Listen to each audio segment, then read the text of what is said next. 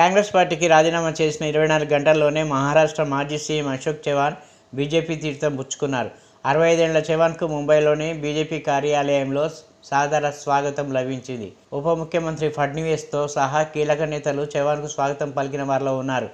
తన రాజకీయ జీవితంలో ఇదో కొత్త దశ అని చవాన్ పేర్కొన్నారు. సుమారు 4 దశాబ్దాలుగా కాంగ్రెస్లో ఉన్న చవాన్ ఇప్పుడు బీజేపీ కండువా కప్పుకున్నారు.